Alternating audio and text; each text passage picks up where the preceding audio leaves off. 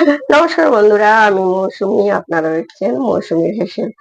আজকে বর্ষার দিনে সবকিছু ভুলে যাবে।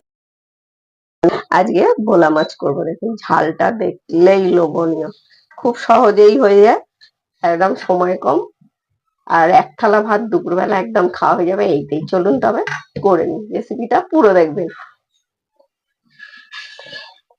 আর কি দেখার অনুরোধ রইল, দেখবেন মানে। পোস্ত, কাঁচা লঙ্কা, বুঝেছো, পাকা কাঁচা লঙ্কা 5টা, সাদা কালো সর্ষে, পোস্ত,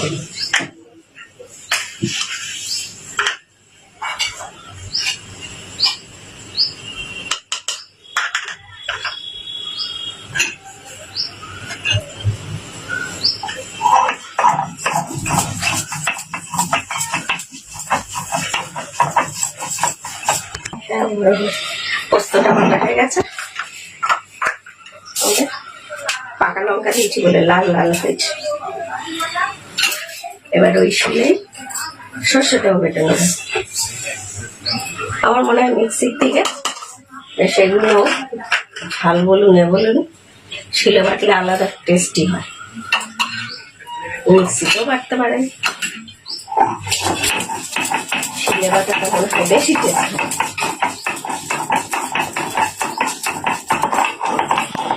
হয়ে গেছে, হয়ে গেছে সর্ষেটা বাটা।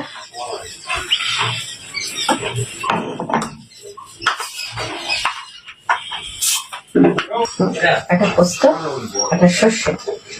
আজকে একদম সবকিছু ভুলে যাবেন, মানে আমার বাড়ির লোকও ভোলা যাবে। নিয়ে এসেছি ভোলা মাছ। দেখুন আমি কিনেছি ভোলা মাছ, অত্যন্ত টাটকা ভোলাগুলো। দেখুন রূপুর মতো চকচক করছে, একদম খুব টাটকা মাছগুলো। আজকে করে নেবো ঝাল। দুপুরবেলা খাওয়াটা এক থালা ভাত একদম জমে যাবে। তার জন্য নিয়ে নিয়েছি সর্ষে বাটা, পোস্ত বাটা, টমেটো, লঙ্কা, আর এটা হচ্ছে গন্ধরাজ লেবু। গন্ধরাজ লেবু হোক বা পাতি লেবু হোক, যা হোক, যেটা হোক নিয়ে নেবেন। দিয়ে দেবো নুন, হলুদ, আর একটু লঙ্কা গুঁড়ো, আর এই যে লেবুর রসটা দিয়ে দেবেন। যে অনেক সময় দেখবেন মাছে অনেক সময় আর আষ্টে গন্ধ লাগে, বা নোনা মাছ অনেকে খেতে চায় না নোনা মাছটা, তখন এরম একটু লেবুর রস দিয়ে দেবেন। তাতে দেখবেন যে আষ্টানি গন্ধটা মাছের ওটা থাকবে না।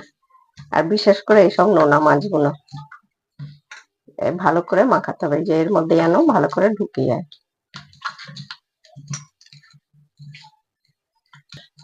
এটা আমরা এই 5-7 মিনিট একটু রেখে দেবো, যাতে নুন লেবুটা ভালো করে ঢুকে যায়।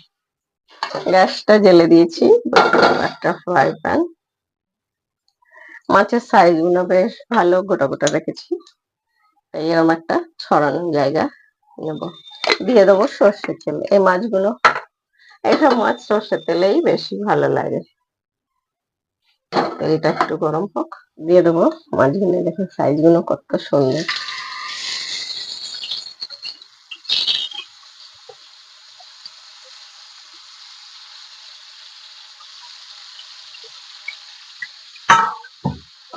বেশ ভাজা হয়ে গেছে।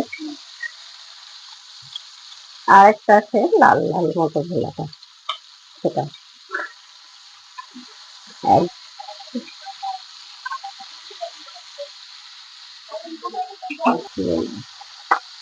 জানেন ভেটকি মাছ যেরকম নরম হয়, এই মাছগুলো খুব নরম হয়।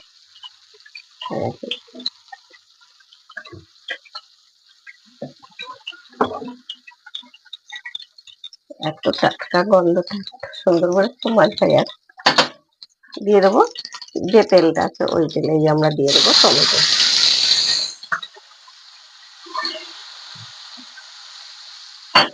যেন আমার যেন ঠিক না হলে হয় না। দিয়ে দেবো নুন। নুনটা একবারে দিয়ে দিচ্ছি আমি, দেখুন যতটা আমাদের আন্দাজ লাগবে। এতেই টমেটোটা নরম করে নেবো।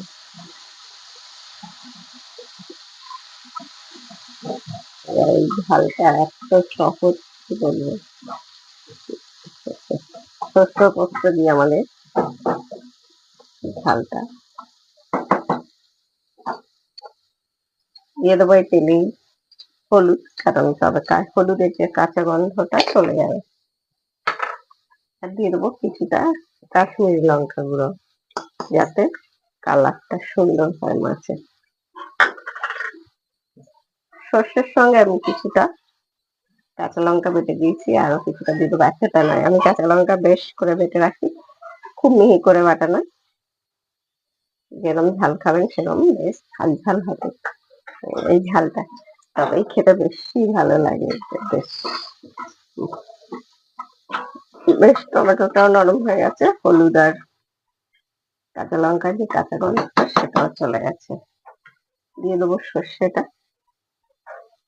এর মধ্যেও দুটো কাঁচা লঙ্কা দিয়ে আমি বেটেছিলাম। আর দেবো পোস্ত। আমি এখানে 3 চামচ মতো পোস্ত নিয়েছি।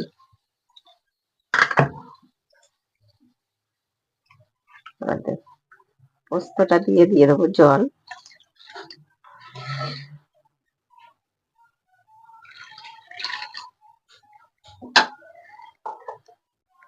খুব গায়ে মাখা করবো না, কারণ যে দুপুরবেলা ভাতের সঙ্গে খাওয়ার। দিয়ে দেবো একটা ঢাকা।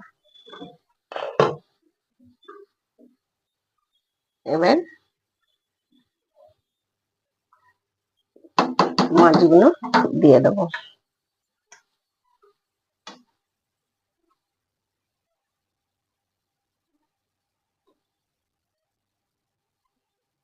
আমার সাইজটা এত ভালো, 600 গ্রাম হয়েছে। 600 গ্রামের বেশি, 650 মতো। আর দিয়ে দেবো দুটো কাঁচা লঙ্কা। গোটাও দিতে পারেন, মানে চিড়েও দিতে পারেন, আমি একটু চিড়ে দিচ্ছি।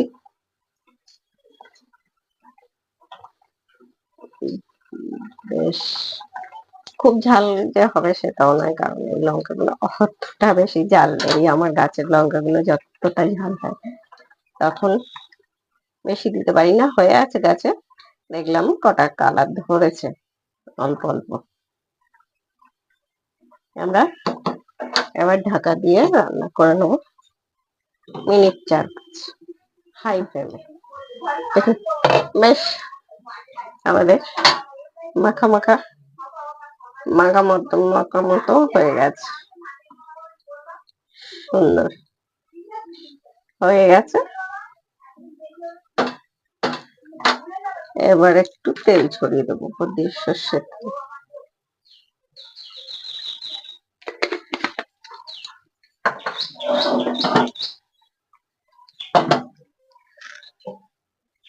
এবার গ্যাসটা বন্ধ করে দেবো, খাওয়ার জন্য অপেক্ষা শুধু।